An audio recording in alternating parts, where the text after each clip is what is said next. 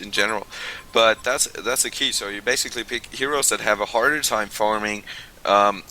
Normally, so they will benefit. Like Predator, he's not like what you call a farming machine. He needs like a lane, and he needs to farm his items up like in his center areas. Shark and Head, maybe even if you're going up against a magic heavy team, but most likely more in Sanitarius into Demonic Breastplate and Shearbreaker or Frostburn.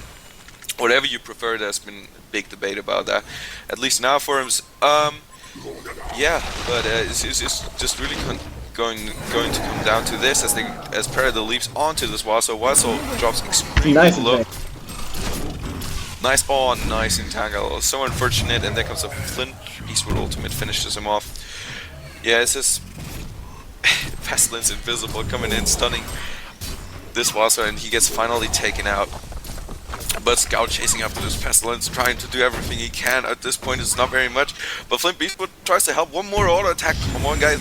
And there you see the flare coming out. They're taking out this Pestilence. And this is just going back and forth. Those two towers have been sitting at this, the both bottom towers, tier 1 towers for Legion and Hellborn are really low in life.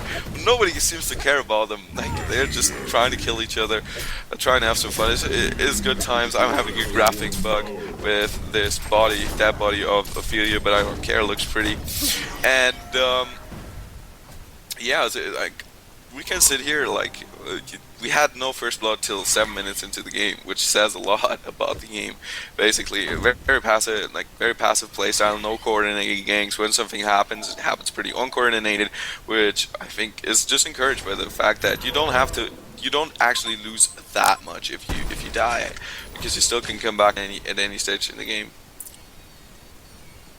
Yeah, definitely. I think it's very interesting to see these team fights are just completely all over the place, and I think because it's EM, you see things like the heroes overextending themselves to the point where they're like behind the tower and like just chasing somebody with like all they can. It's something you just wouldn't see in a normal game because it's just not worth it to overextend yourself like that. Just kills aren't for most heroes not worth it if you're going to die.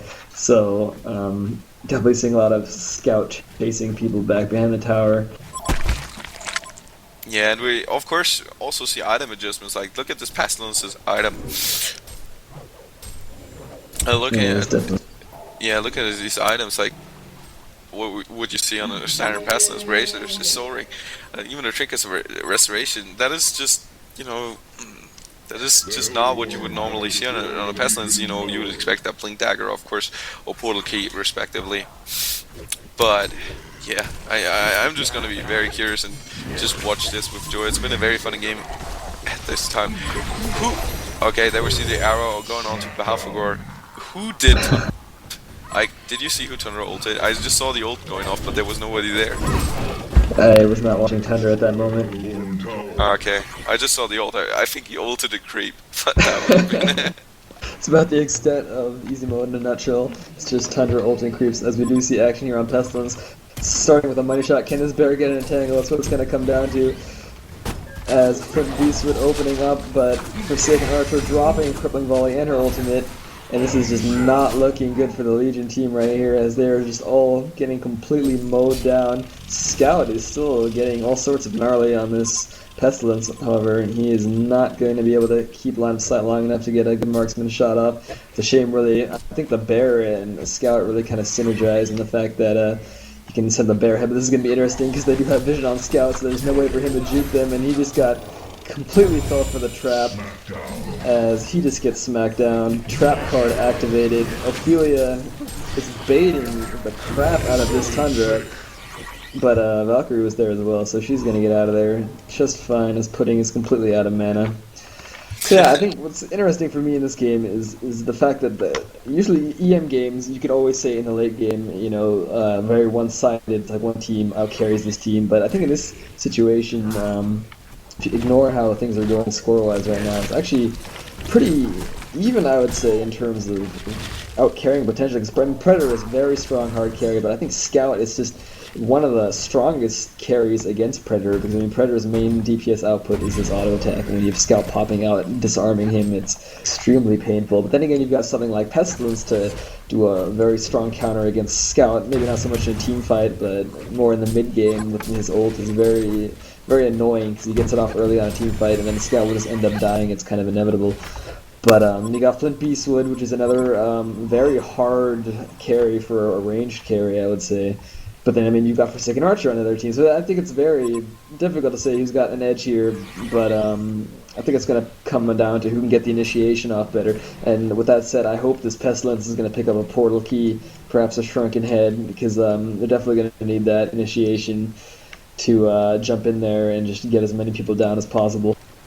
Yeah, it seems like he completely disagrees with you, Enigma. He just has his easy mode, so I'm not gonna give it a portal key. That's the most reasonable choice. So it's not gonna happen as Scout tries to gank Forsaken Archer, but obviously it's not gonna happen. And the whole Legion team are moving up to take this tier 2 mid tower. So they're trying to do some work with the shards, but not really anything happening. The Legion are taking this tower pretty easily. Predator is invisible. See, looking with a hand, so is Pestilence.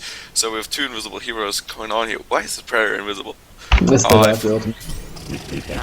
Yeah, it was just. It would have been awesome if he got an Assassin's Shroud though. They try as the Hellborn are trying to go in on to this Balfagor, he gets taken out by a very nice arrow from Forsaken Archer. I think the SC Games servers were currently trolling Miss Pudding as she walks past an invisibility rune while she has Pestilence's ultimate on her. As we do see this team fight escalating here, Forsaken Archer taking out Wild Soul. Valkyrie trying to escape Scout and will probably be able to do so. In fact, she's probably going to kill Scout. Unless Scout decides to go invisible as he tries to land a marksman shot, gets taunted, and gets an arrow shotgun right into his Stegola.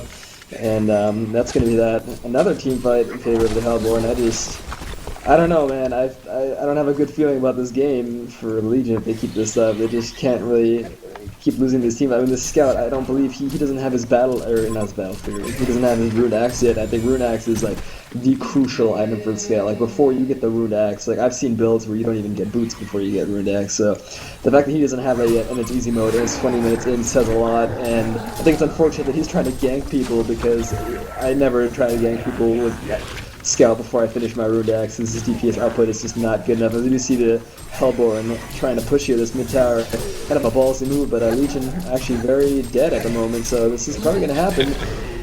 Quite surprising here. Hellborn is just outclassing, completely styling on Legion right here. And, well, it's going to be a difficult game for them now, because, like I said, Scout very under-farmed.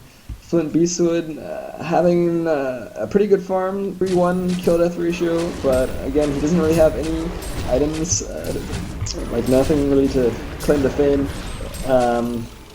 As we do see them, Hellborn team going on Congo right now, they are going to get this kill. I think that Pestilence ultimate just makes Congo melt like butter.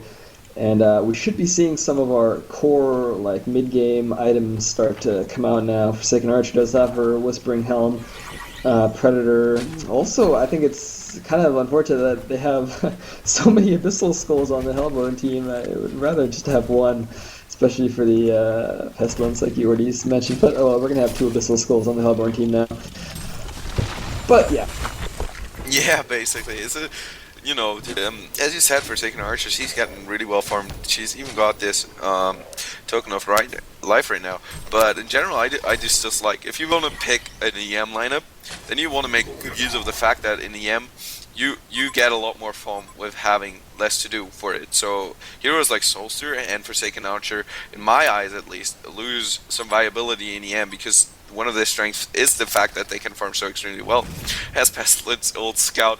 Oh, Scout, run for your life.